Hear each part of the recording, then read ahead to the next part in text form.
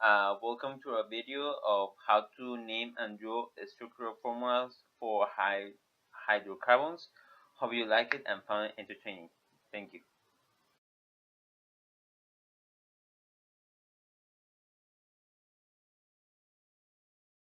The purpose of this practice is to show the importance of hydrocarbons in our daily life, as well as the UPAC that serves as a non-governmental organization that is worried about the flourish of chemistry in daily life, as well as to meet the competences established by the UANL. The UPAC is a scientific non-governmental organization concerned about global issues as well as the flourish of chemistry in daily life. One of its main uses is to establish the rules that chemists worldwide will use. Some of the common hydrocarbons used in the world are, for example, methane, which is used as a fuel for the subway, as well as octane, which is gasoline. It is important for chemists to have a common language. That's why the UPEC is really useful, so they can express themselves and communicate their findings to other scientists. Hydrocarbons are defined by the Merriam-Webster dictionary as substances such as coal or natural gas that contain only carbon and hydrogen. The classifications of hydrocarbons include alkanes, alkenes, and alkynes, also aromatics. These are divided because, for example, alkane has only single bonds between carbon atoms. Also, alkene contains double bonds and alkyne triple bonds. Aromatics are types of benzenes. An alkane is a saturated hydrocarbon that consists only of hydrogen and a carbon atom, and all its bonds are single bonds. Alkenes have some different characteristics. Some of them are that it's a saturated hydrocarbon, as said before. They have only single bonds. Each carbon atom must have 4 bonds, and the general formula for alkenes is CnH2n plus 2, where C is the number of carbons and H is the number of hydrogen. Now, here we have an example of a hydrocarbon. Let's recall that we have to follow the UPAC rule in order to name a hydrocarbon. So it says identify the longest unbranched chain, then number the carbons, and position and name of each functional group. So we have the hydrocarbon, and the UPAC rule said we have to identify the main chain, which is this one.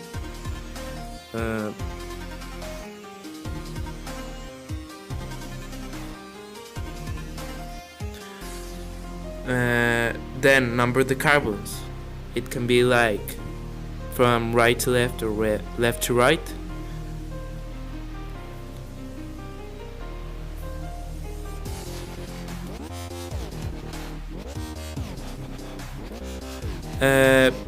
But at the moment of going to the third step, it says position the name of each functional group.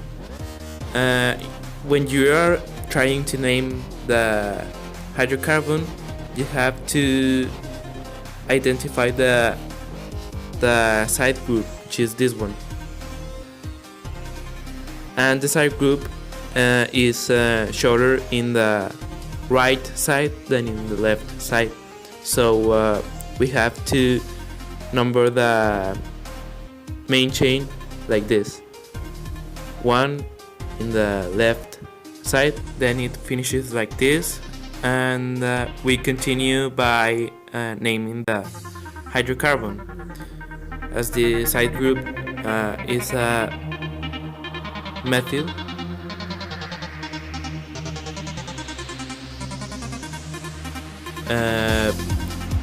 Here we have a table where the prefixes are specified, and in the hydrocarbon we have 4 carbons, so it is at but. So we continue by writing but, the hydrocarbon is an alkane, so it is a butane, and the side group is a methyl, so it is in the position 2. So it is a 2 methyl butane. Example 2. Well, first of all, we have to identify the main chain, which is this one, and we have to number the carbons.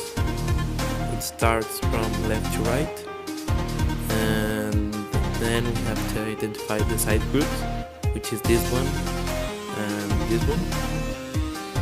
Then, as you can see, they are two methyls, so we add the prefix D.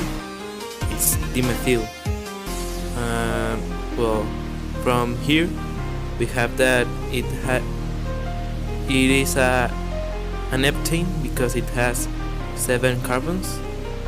A dimethyl because it has 2 methyls, and in position 2 and 3 they are. And as example number 3, the main chain is this one. The numeration of carbons starts from left to right because the side chain is closer to the left side, and so the hydrocarbon has 6 carbons, so it is an hexane. It has only a methyl, so it is methyl, and it is found in position 3, so it is 3-methyl hexane. Hello.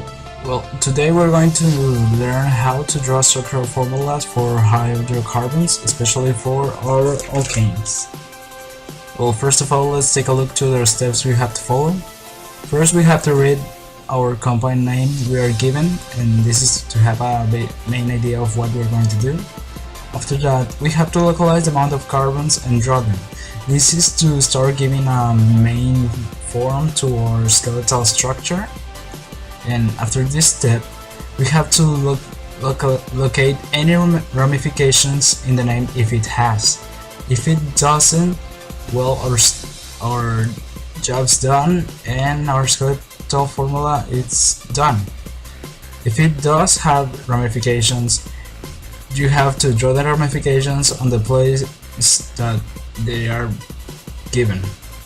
After that, you have to finish your structure, and this is by adding all the amount of hydrogens you need for it to end.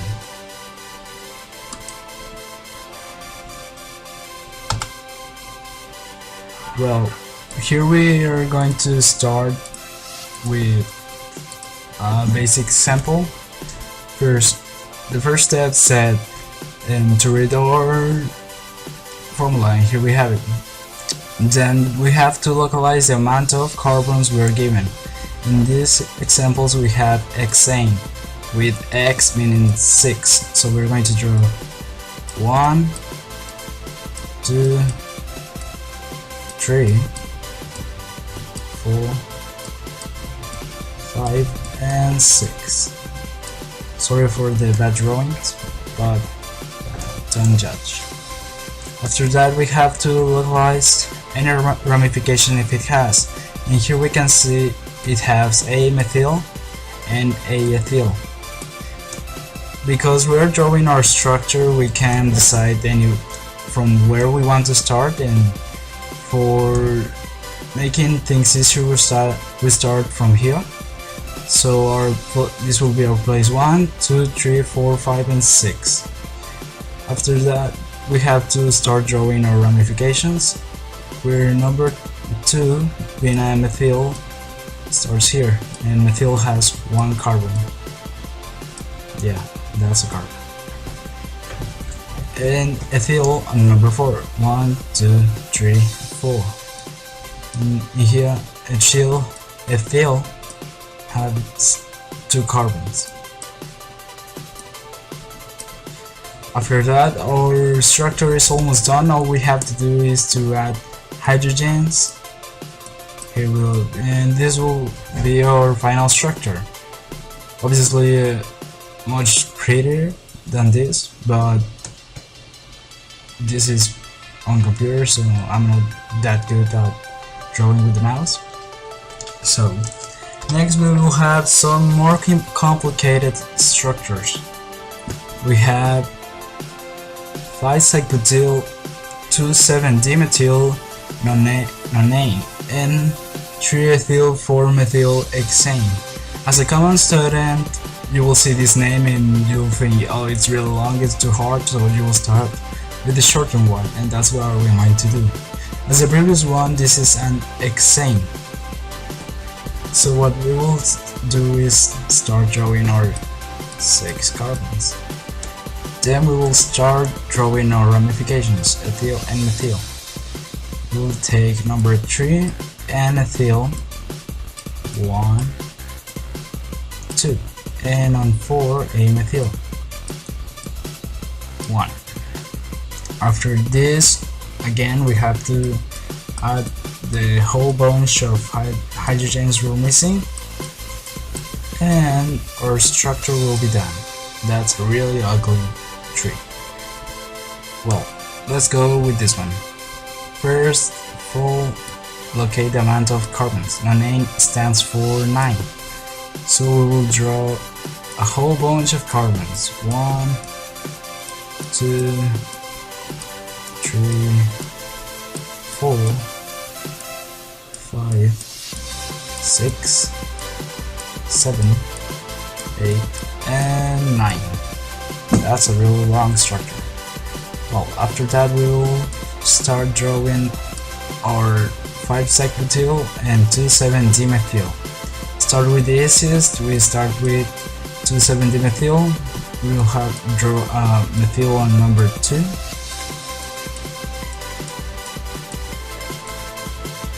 And dimethyl number 7. 1, 2, 3, 4, 5, 6, and 7. And here we will draw all methyl.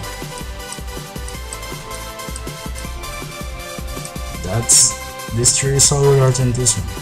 Achievement unlocked. Well, let's go back with our 5-cyclobutyl. We will start from here. 1, 2, 3, 4, and 5. We will draw our carbon. We'll start drawing our structure.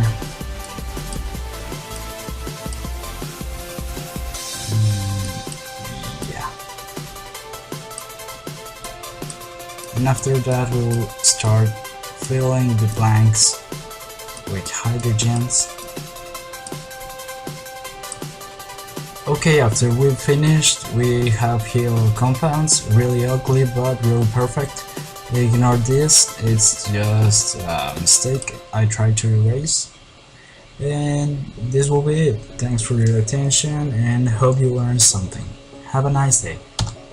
The alkene groups are a chain of carbons having a double bond in it, and to name a compound first is necessary to say the number of carbons in the main chain.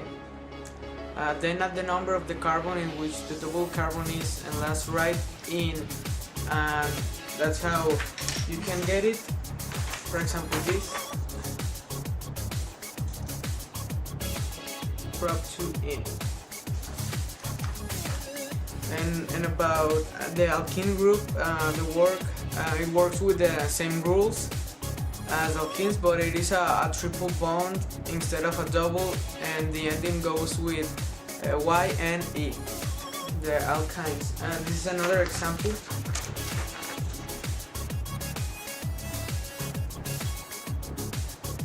Thank you. Derivatives are compounds made up of carbon atoms and at least one other atom that is not hydrogen to name and draw alkanes, alkenes, and alkynes, as well as learning about their physical properties.